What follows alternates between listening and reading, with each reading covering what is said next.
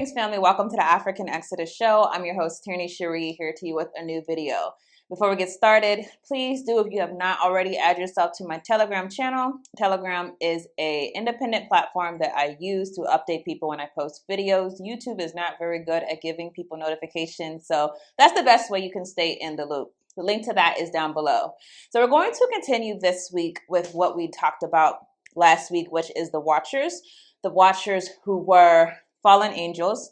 They were angels. They were, some of them were archangels.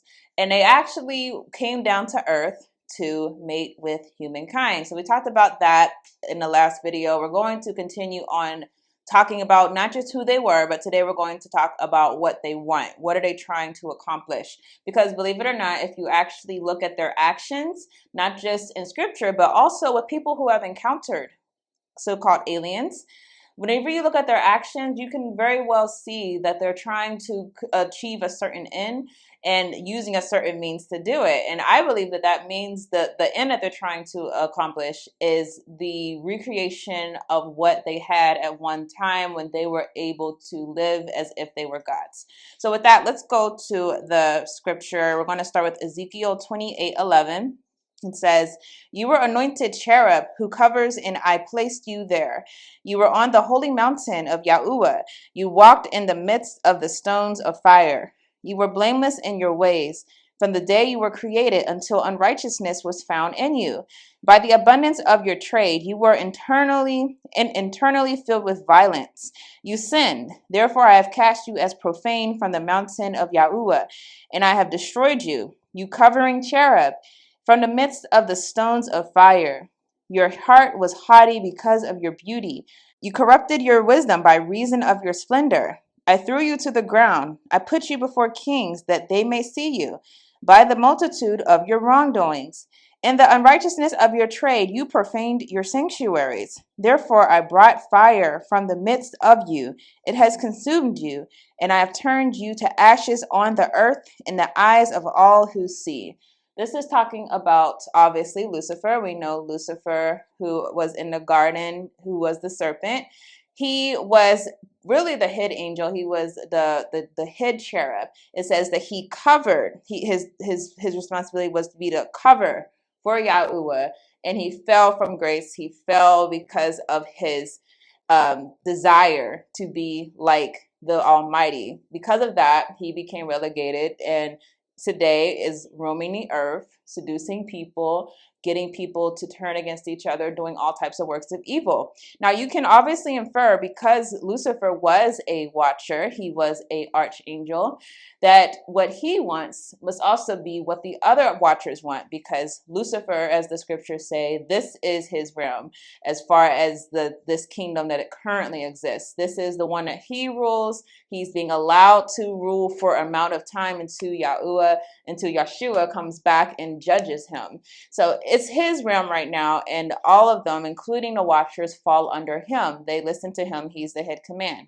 So if this is what he wanted, because he was so bold to profane, he was the one who was in love with his beauty and his splendor. He was the one that was so arrogant and wanting to be praised as if he were the Almighty. Then you can infer that the other watchers similarly wanted the same. So let's go to another scripture. If you look at the book of Enoch, "Thou hast seen what Ezekiel has done, how he has taught every species of iniquity upon earth, and has disclosed to the world all the secret things which are done in the heavens." Verse 6, "Samiyaza also taught sorcery, to whom thou hast given authority over those who are associated with him. They have gone together to the daughters of men, have lain with them. They have become polluted." What you should understand about the Watchers, they did for a season actually rule. That was what we talked about last week. They were actually ruling over humanity. They, under the direction of Lucifer, who's again the head, the chief of in their realm, they were praised, they were worshipped as being smaller gods to their one god, which was Lucifer. And because of that, they want to live inside of that world again. They want to re-inherit their kingdom. How do I know this? "Thou hast seen what Ezekiel has done, how he has taught every species of iniquity upon earth, and has disclosed to the world all the secrets which are done in the heavens. Semyaza also taught sorcery, to whom thou hast given authority over those who are associated with him. They have gone together to the daughters of men, have lain with them, and they have become polluted. They were polluting mankind. They were teaching sorcery. They were teaching things, unknown things that were only known in the heavens. The reason why is this would make them appear as if they were gods. If you have all this knowledge, if you're teaching us all of these ways, then clearly you must be a deity, because these are things that we had no clue about, technology that we would never think about, yet you're unveiling these things to us in the here and now. That's literally what we found out with the Anunnaki, what happened with the Sumerians. They were literally being exposed to so much technology that the automatic assumption was, you must be a god. They were worshipped for that. It also says, though, in Enoch 10:18 through 20, that Yah had to destroy all the souls addicted to dalliance and the offspring of the watchers, for they have tyrannicized over mankind. Let every oppressor perish from the earth. Let every evil work be destroyed. So not only were they teaching men things so that they would be extolled as if they were a deity, a god, we also find out that they were oppressing mankind. And this is something that's essential when you understand how Yah's children are treated throughout the earth. We are oppressed throughout the earth. Who is it that's oppressing us? What bloodline is oppressing us? Did their bloodline die out, or is their bloodline still living? Many of the royal families, the monarchs who we know oppressed our people, like the British royal family, like the French, like the Belgians, all of them, you find out that their claim to the throne is having bloodlines that go directly to the Nephilim or the Watchers. So this tyrannical spirit that has been really ruling over our people, it's not by happenstance that this is what their offspring did. Their offspring were ruling over mankind, were oppressing mankind to allow them to reign as if they were gods. So that should let you know that what they want is not something that's good for us. That should be emphasized. They might say that they want something good for humanity, and that's what you constantly hear from people who have had abductions, that they want to help us, they want to do well by us. No, they want to give us things because they want to be praised as deities. And not only do they want to be praised as deities, they want to rule over man. That's what they've always wanted. So if you remember, in Revelations 13:44, this is another clue where you can see, again, Lucifer, who's the head of the Watchers. What did he want? He wanted to be praised as if he was Yah, and he gets to have this for a season of time. It says, Revelations 13:44, they worshiped the dragon because he gave his authority to the beast. And they worshiped the beast, saying, who is like the beast, and who is able to wage war with him? That's another goal. They want to be praised, and they want for Lucifer to ultimately be praised. They are fine sharing the limelight with him. They are fine having their polytheistic religion where they have different gods and then a head god who is going to be Lucifer. So just from that, what do we know about the Watchers? Again, they want to be worshipped. We know that they want to oppress through their seed. They want to oppress us. And we also know that they want us to worship Lucifer. Obviously, they have sexual desires for humans. These are the things that we are seeing. Now, how do we know that this is their agenda as far as what we encounter with them? Let's read through 2 articles of people giving details of some of the things people have experienced with these beings. So first article, space aliens are breeding with humans, says a university instructor. Maybe you've never seen any space aliens, but recent polls indicate up to 6% of Americans claim to have been abducted by them, which is pretty significant. The experience doesn't sound pleasant. The extraterrestrials are often said to have taken their captives to their saucers, lay them out on a table, and extract sperm from the man and impregnate the woman. If you're familiar with UFO lore, you know there are a couple of common explanations for these breeding experiments. One is the aliens are in a reproductive bind on their home world. That's not it, by the way. They can no longer successfully procreate and have come to Earth to use humans as incubators to spawn alien offspring. The other is that aliens are reproducing hybrid beings that will somehow help them take over our planet. That one, I believe, is the truth. Scientists, of course, are dubious of such claims. After all, there's never been any good evidence that the abductions are taking place No one ever seems to bring along cell phone footage. Why would they allow a cell phone on a spaceship? I don't know.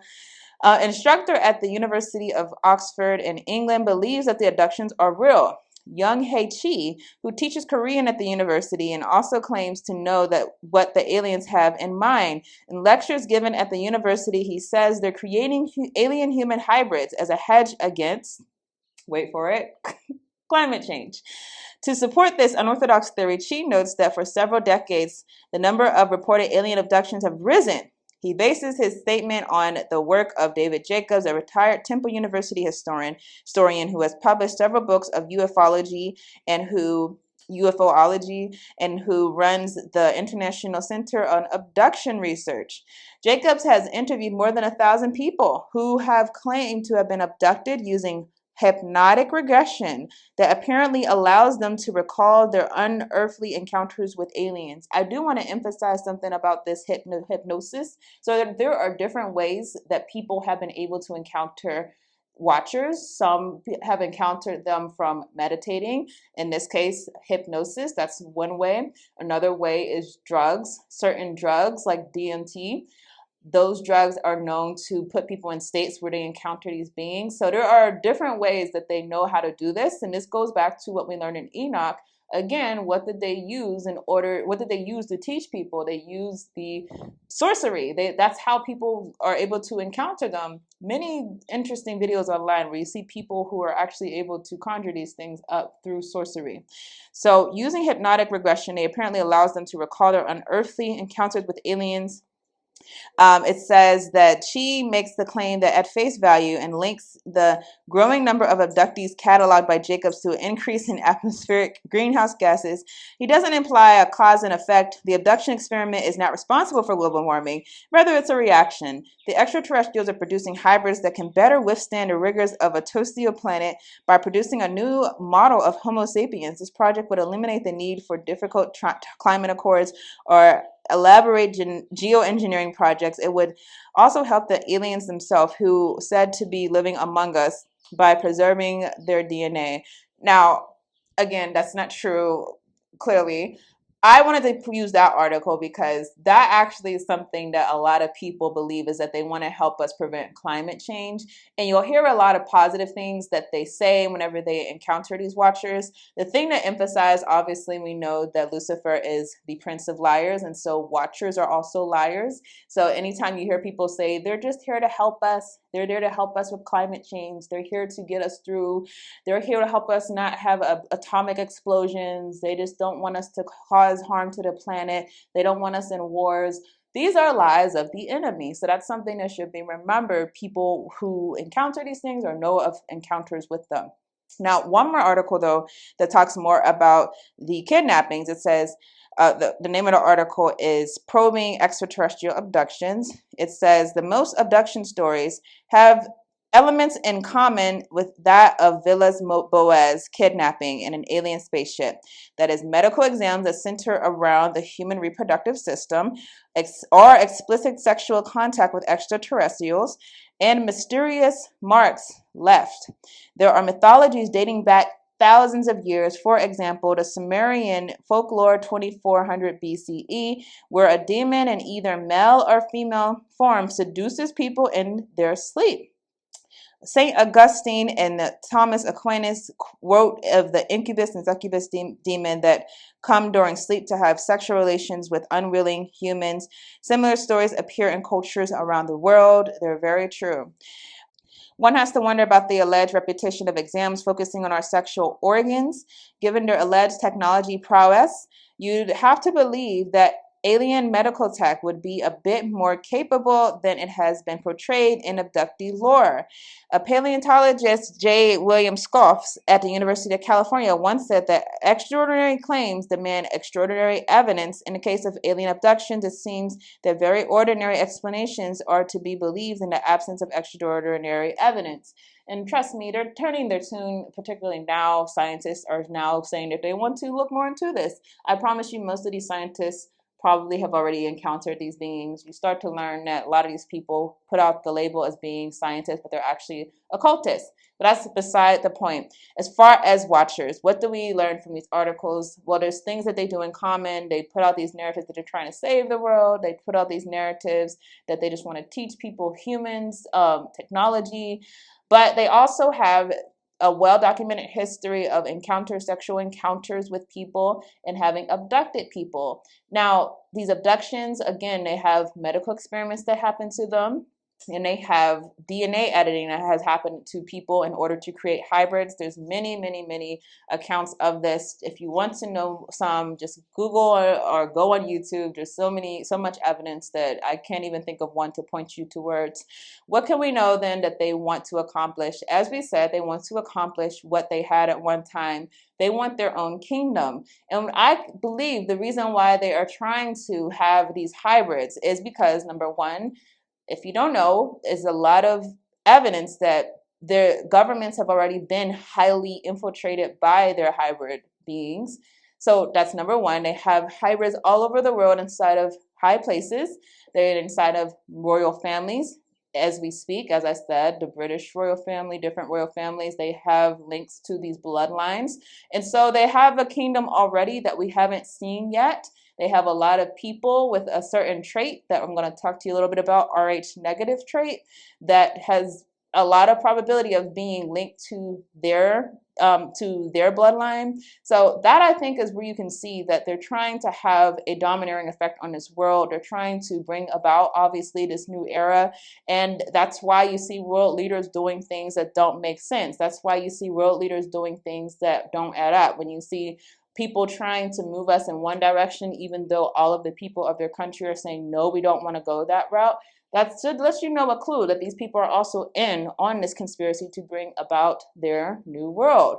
So I said I wanted to talk a little bit about the Rh negative blood trait. Let me first say, if you are someone that has this blood trait, this is not to offend you, but there is a blood trait that I think should make a few people think a little bit about where did this trait come from. Something very interesting about the Rh negative blood trait is that a lot of people who have it have alien abductions. That's something that should be emphasized. A lot of people who have it also are psychics. A lot of people who have it are people who are heavily influenced in the spiritual realm. So if you are someone who has these things happening, it could honestly be a bloodline issue, and that's something that you need to go to Yah for deliverance. Because if you are someone who is dealing with the things being passed down from ancestors that obviously you didn't necessarily consent to, but you were born into, there is hope for you. There is redemption for you. As we know, our redemption is inside of Yeshua HaMashiach, but ultimately you have to recognize that those encounters happening, it's not happenstance. Sometimes you are targeted and marked because of your genetic code.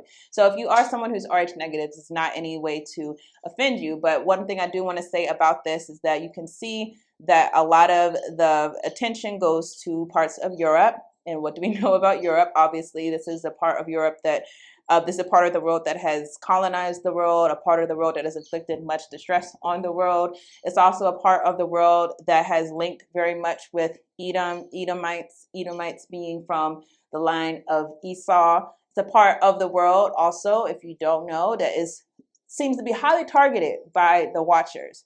So when you think about racism, when you think about colonialism, when you think about all of these isms that have been used to create a world that domineers over Yasharel, is it happenstance that the same people who are actively working to find and oppress and kill Yasharel on every single front, is it happenstance that these same entities are linked to the bloodline of the Watchers? And is that happenstance when you consider what we read earlier about the Nephilim? When they were on earth, they oppressed us. And I would tell you it's not happenstance. These things are repeating once again. And we're going to see more and more these bloodlines become more evident, because soon people are not going to be ashamed of it. People are going to welcome it. People are going to be outward with it. And that's what I think we're hitting to as we come to this new world that we're entering into. So that's what I have on this story. This might have been a little heavier than you were anticipating, but this is is a subject, obviously, that you can't talk about with natural explanations or natural descriptions. You have to be a little bit aware of what's happening in the spiritual. Things are not going to be as scientific on every single presentation. This one, you have to understand a lot of things that's going on behind the scenes to understand what it is. So I hope that was helpful. Let's keep the conversation going. I will see you all in the next video. Verse 37, it says, the children of Abraham who came to him, who believed in him, he told them, unless you discover the truth, unless you come to believe, and after believing, search for the truth. Go into scriptures, find the truth in order to be set free. The nation that has suffered slavery is the nation of Israel. The descendants of Israel, of Jacob, have been enslaved several times. People who have been enslaved, people who have been colonized, people who have been denied their rights are the people of Israel. And they have been told that many nations will benefit from your land. Until today, they are still under bondage of slavery and idolatry. Why should I mention idolatry here? Because they are representing Jesus into images. This is Moses. This is Paul. Yet, those images are the images of, or I can call them the photos of people we live with. It is total idolatry. So they need the truth in order to worship God in spirit. That's why Jesus turned and told the Samaritan woman, the worshippers should worship in spirit and in truth. Spirit, it means when you close your eyes, you go into spiritual realm and you avoid to use any image in your spiritual realm. Otherwise, you will find yourself worshiping idols. That's why even God said, you shall not have any graven image. Graven image means any drawings around you that you can refer as God. But what happened today to the church? The church has got many gods full of images. And somehow we call them saints. Yes, if they are saints, are they God? They have gone ahead of us. Should we worship them? No. So the descendants of Abraham are not free today because they are practicing idolatry. Their land has been scrambled and partitioned and given different names. That's why there is a lot of confusion around the world. And people think the original land of the descendants of Abraham is in the Middle East. No. They were being promised a land full of minerals, a green land full of milk and honey, which is very far opposite from the land in the Middle East, a very dry place. Some of these descendants of Abraham are still living in captivity. Many of them are living in Americas, bearing different names. Where is the truth? Jesus told them, until you discover the truth, that's when you become free. The only thing, the church, I'm coming to you today, the only thing that sets you free is the truth. Only God can help us uncover the truth. May God help us to uncover the truth. Notice this very clearly. The truth is painful to take because it makes some businesses collapse. It can change the thinking discourse of believers. When we believe in images, and now we are told we don't need to depend on images, it shifts our thinking discourse. Some of our businesses can collapse when we begin to uncover the truth. That's why truth is very painful.